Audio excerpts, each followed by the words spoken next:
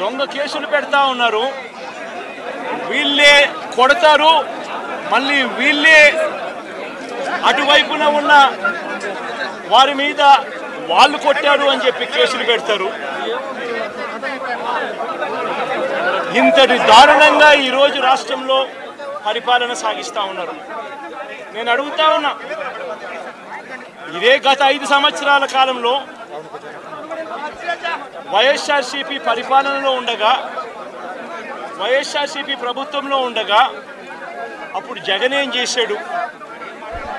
కులం చూడలేదు, మతం చూడలేదు, ప్రాంతం చూడలేదు, చివరికి ఏ పార్టీకి ఓటు వేశారన్నది కూడా చూడకుండా ప్రతి పథకము ప్రతి మనిషి కూడా అర్హత తీసుకుని ప్రతి ఇంటికి డోర్ డెలివరీ చేసిన ప్రభుత్వం వైఎస్ఆర్సీపీ ప్రభుత్వందైతే, జగన్మోహన్ రెడ్డి ప్రభుత్వందైతే ఈరోజు కేవలం తెలుగుదేశం పార్టీకి ఓటు వేయలేదని, కేవలం చంద్రబాబు నాయుడు గారికి ఓటు వేయలేదని, కేవలం ఓటు వేయలేదన్న ఒక్క కారణంతో ఆస్తులు ధ్వంసం చేస్తూ ఉన్నారు, మనుషులను కొడతా ఉన్నారు, కొట్టి మరీ కేసులు పెడతా ఉన్నారు.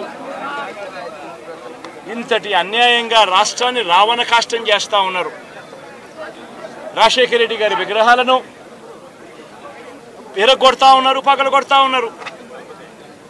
ఇవన్నీ ఏదైతే చేస్తూ ఉన్నారో ఇవన్నీ కూడా శిశుపాలుని పాపాల మాదిరిగా ఇవన్నీ కూడా పాపాలు పండుతాయి. ప్రజాస్వామ్యంలో ఏదైనా కూడా ప్రజలకు మంచి చేసి ప్రజల గుండెల్లో స్థానం సంపాదించుకుని ప్రజల దగ్గరికి వెళ్ళి ఫలాని మంచి చేశాం కాబట్టి మాకు ఓటు వేయండి అని అడిగే పరిస్థితులు ఉండాలి తప్పనిచ్చి ఈ మాదిరిగా దౌర్జన్యాలు చేసి, ఈ మాదిరిగా అన్యాయమైన కేసులు బిగించి, ఈ మాదిరిగా ఆస్తులు ధ్వంసం చేసి, ఈ మాదిరిగా ఫియర్ సైకోసిస్ క్రియేట్ చేస్తూ రాజకీయాలు చేస్తే మాత్రం అది ఏ రోజు కూడా నిలబడే రాజకీయం కాదు. తాత్కాలిక మేలు ఏదైనా జరుగుతుందేమో తప్పనిచ్చి తర్వాత ఓటు వేసేటప్పుడు మాత్రం ప్రజలు ఇవన్నీ కూడా ఖచ్చితంగా గుర్తుపెట్టుకొని లెక్క జమ చేసి చంద్రబాబు నాయుడు గారికి గట్టిగా బుద్ధి చెప్పే పరిస్థితులు రోజులు కూడా తొందరలోనే ఉన్నాయి అని కూడా ఈ సందర్భంగా చంద్రబాబు నాయుడు గారిలో మార్పు రావాలని సందర్భంగా కూడా తెలియజేస్తా ఉన్నా. నిజంగా ఇదే విషయానికి వస్తే ప్రజలు ఎందుకు నీకు ఓటేశారు చంద్రబాబు నాయుడు గారు అని చెప్పి ఫస్ట్ చంద్రబాబు నాయుడు ఆలోచన చేయాలి. ఒకవైపున వైఎస్ఆర్ కాంగ్రెస్ పార్టీ ప్రజల్లో వ్యతిరేకత వల్ల ఓడిపోలేదు, ప్రజలకు మంచి చేసి ప్రజలకు మంచి చేసి వైఎస్ఆర్ కాంగ్రెస్ పార్టీ ఓడిపోయింది. ఎందుకు ఓడిపోయింది అని అంటే చంద్రబాబు నాయుడు చేసిన మోసపూరిత హామీలకు ప్రజలు కాస్తో కూస్తో కొద్దిగా ఇది అయి ఆ 10% కాస్త అటువైపున షిఫ్ట్ అయ్యి చంద్రబాబు నాయుడు గారు అధికారంలోకి వచ్చిన పరిస్థితులు. మరి చంద్రబాబు నాయుడు అధికారంలోకి వచ్చిన తర్వాత ఈరోజు రైతులకు తాను ఇస్తానన్న రైతు భరోసా 20,000 రూపాయలు ప్రతి రైతన్నకి ఇస్తానన్నాడు. వ్యవసాయం స్టార్ట్ అయింది, ఖరీఫ్ మొదలైంది, పంటలు వేగంగా వేస్తూ ఉన్నారు రైతన్నలు. ఇంతవరకు రైతు భరోసా 10,000-20,000 రూపాయలు ఇస్తానన్న దానికి అతి గతి లేదు. బడులు మొదలయ్యాయి. అమ్మఒడి కింద జగన్ 15,000 ఇస్తాను అని అంటే కాదు చంద్రబాబు నాయుడు వస్తే ఎంతమంది పిల్లలు ఉంటే అంతమందికి ఇస్తాడు, ప్రతి ఒక్కరికి 15,000 ఇస్తాడు అని చెప్పారు. రాష్ట్రంలో 1 కోటి మందికి పైగా పిల్లలు బడియీడు పిల్లలు ఉన్నారు. బడులు స్టార్ట్ అయ్యాయి.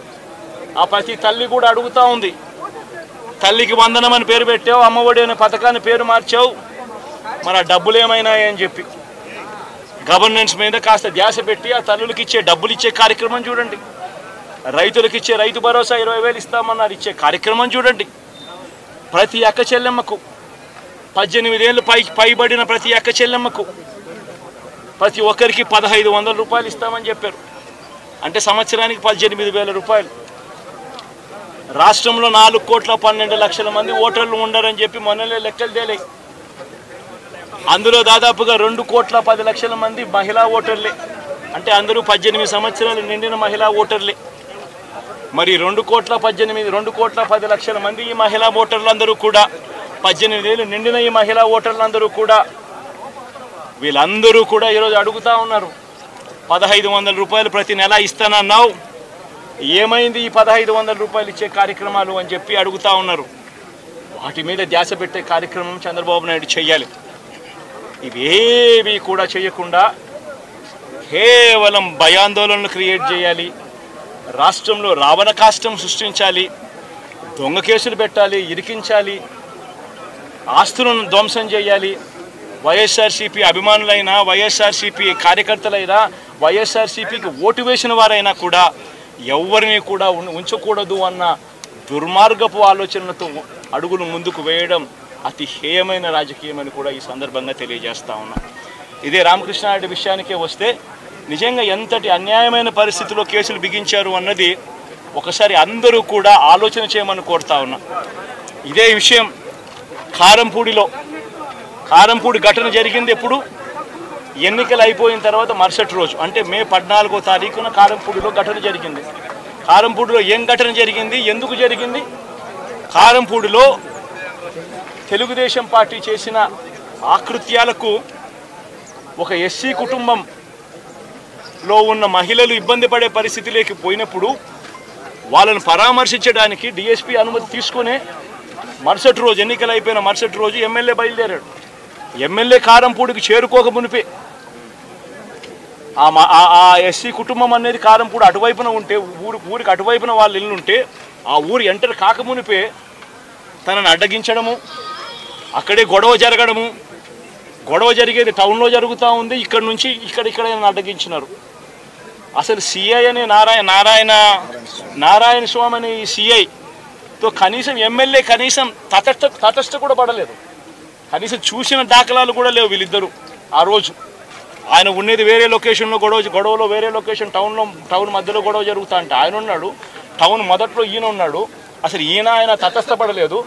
ఆయన మీద ఆ గొడవ జరిగేటప్పుడు రాళ్ళు ఇటువైపు నుంచి అటువైపు నుంచి పడ్డాయి. చిన్న రాయి ఏదో తగిలి ఉండొచ్చేమో బహుశా, కానీ చిన్న రాయి కాబట్టి అసలు ఆయన మరుసటి రోజు అదే రోజు మెడికో లీగల్ కేసు కూడా పెట్టలా. అంటే ఎంత చిన్న ఘటన అది, జరిగిందో లేదో కూడా తెలియదు.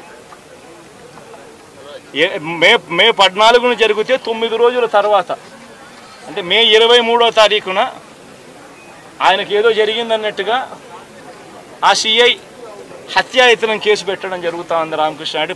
కనీసం సీన్లో కూడా లేని వ్యక్తిని. ఇది అన్యాయం కాదని అడుగుతా ఉన్నా. అసలు ఇన్సిడెంటే జరిగిందో లేదో కూడా తెలియదు ఆయనకి. ఇన్సిడెంట్ నిజంగానే జరిగిందంటే మే 14న ఆయన జరిగిందంటే మే 15వ తారీఖునే మెడికో లీగల్ కేసు ఎందుకు పెట్టలేదు? 17వ తారీఖున సిట్ వేసింది కేంద్ర ఎన్నికల సంఘం. 17వ తారీఖు నుంచి 20వ తారీఖు వరకు పల్నాడు ఏరియాలో ఆ సిట్ బృందం తిరిగి ఇన్సిడెంట్ జరిగిన ప్రతి అంశం మీద రిపోర్ట్ ఇచ్చింది. ఆ రిపోర్ట్ ఇచ్చిన దాంట్లో, ఆ సిట్ ఇచ్చిన రిపోర్ట్లలో ఎందుకు ఈ అంశం రాలేదు? మరి ఈ రకంగా ఒక మనిషిని హత్యాయత్నం కేసు మీద బిగించడం ధర్మమేనా? ఇంకొక కేసు కూడా తన మీద హత్యాయత్నం కేసు పెట్టాడు. మే 13వ తారీఖున ఎన్నికల సమయంలో పాల్వాయి గేట్ అనే పోలింగ్ కేంద్రం దగ్గర తాను అక్కడికి వెళ్ళినప్పుడు జరిగిన ఘటన మీద అసలు ఎందుకు ఆ ఘటన జరిగింది? ఎవడన్నా కొద్దో గొప్ప కనీసం ఆలోచన చేసేవాళ్ళు ఎవరైనా ఆలోచన చేయాలి కదా. అక్కడ ఉన్న ఎస్సీలను, ఆ గ్రామంలో ఉన్న సామాజిక వర్గం వాళ్ళు గ్రామంలో ఉన్న బూతుల్లోకి పోయి ఓట్లు వేసే పరిస్థితి లేకుండా ఉన్నప్పుడు ఎమ్మెల్యే అక్కడికి ఆ గ్రామానికి వెళ్ళినప్పుడు ఎమ్మెల్యే ఆ పరిస్థితిని చూసి ఎస్పీకి 4 సార్లు 5 సార్లు 10 సార్లు ఫోన్ చేసినా కూడా ఎస్పీ రాని పరిస్థితిలో ఉన్నప్పుడు, కనీసం సిఐని ఎస్ఐని కూడా పంపించిన పరిస్థితిలో ఉన్నప్పుడు, అటువంటి బూతులో, సెన్సిటివ్ బూతులో కేవలం ఒకే ఒక్క హోంగార్డును పెట్టి బూతులు నడుపుతూ ఉన్నారు. అటువంటి పరిస్థితిలో అన్యాయం జరుగుతూ ఉందని చెప్పడం కోసం, అన్యాయం జరుగుతూ ఉన్న వాళ్ళ పక్షాన్ని నిలబడడం కోసం ఎమ్మెల్యే లోపలికి పోయి ఈవీఎంను పగలగొట్టే కార్యక్రమం జరిగింది. ఎందుకు ఈవీఎంలో నిజంగానే ఎమ్మెల్యేనే రిగ్గింగ్ చేసుకుంటా ఉంటే, ఎమ్మెల్యేకి అక్కడ నిజంగానే ఎమ్మెల్యే పరిస్థితి అంత బాగుండింటే ఎందుకు ఎమ్మెల్యే ఈవీఎం పగలగొడతాడు? అక్కడ పరిస్థితి బాగలేదనే కదా, అన్యాయం చేస్తూ ఉన్నారనే కదా. అక్కడికి పోయినప్పుడు అన్యాయం చూశాడు కాబట్టే కదా ఈవీఎం పగలగొట్టాడు. ఆ ఈవీఎం ఏదైతే పగలగొట్టిన కేసులు ఏదవుతుందో తనకు బెయిల్ వచ్చింది. ఈరోజు తాను బెయిల్ అక్కడ లోపల ఉన్నది ఈవీఎం పగలగొట్టిన కేసులో కాదు, తను లోపల ఉన్నది ఈవీఎం పగలగొట్టిన కేసులో అన్యాయం జరిగింది అని చెప్పి, అన్యాయం జరుగుతూ ఉన్న పరిస్థితిలో ఎమ్మెల్యే అక్కడికి పోయి అడ్డుకునే కార్యక్రమంలో జరిగింది అని చెప్పి కోర్టులు కూడా గుర్తించాయి కాబట్టి తనకు బెయిల్ వచ్చింది. కానీ మళ్ళీ ఆ తర్వాత ఏం జరిగింది, ఆ ఇన్సిడెంట్ జరిగిన 10 రోజుల తర్వాత, ఆ ఇన్సిడెంట్ జరిగిన 10 రోజుల తర్వాత అంటే మే 23వ తారీఖున ఎమ్మెల్యే అక్కడికి వెళ్ళి హత్యాయత్నం చేశాడట. అదే పోలింగ్ బూత్లో హత్యాయత్నం చేశాడంటే ఎవడన్నా బుద్ధునోడు ఎవడన్నా నమ్మదానికి ఉందయ్యా? ఎవడన్నా ఎమ్మెల్యే అనేవాడు అక్కడికి పోయినప్పుడు వాళ్ళు చేస్తూ ఉన్న రిగ్గింగు, ఎమ్మెల్యే దానికి అడ్డుకునే కార్యక్రమం చేస్తూ ఉంటే ఎమ్మెల్యే అక్కడికి పోయి ఎమ్మెల్యే హత్యాయత్నం చేస్తాడా? చెప్పడానికైనా హద్దు పొద్దు ఉండాలి కదా. 10 రోజుల తర్వాత ఎమ్మెల్యే హత్యాయత్నం చేశాడని చెప్పి కేసు పెడతారు 10 రోజుల తర్వాత.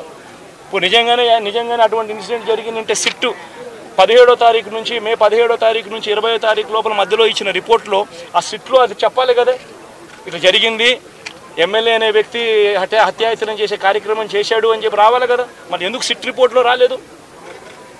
ఈ రకంగా ఒక మనిషిని కేవలం 4 సార్లు ఎమ్మెల్యే తాను 2000 కన్సిస్టెంట్గా 4 సార్లు ఎమ్మెల్యే గెలిచాడు. 2009లో గెలిచాడు, 2011లో గెలిచాడు, 2014లో గెలిచాడు, 2019లో గెలిచాడు. ఒక మనిషి కన్సిస్టెంట్గా 4 సార్లు ఎమ్మెల్యేగా గెలుస్తూ వస్తున్నాడు అని అంటే ఆ మనిషి మంచోడు కాబట్టే గెలుస్తూ వచ్చాడు, ఆ మనిషి మంచోడు కాబట్టే ప్రజలు ఆశీర్వదిస్తూ వచ్చారు. అటువంటి వ్యక్తిని తీసుకొని వచ్చి తప్పుడు కేసులలో ఈ మాదిరిగా బిగించడం ఎంత మటుకు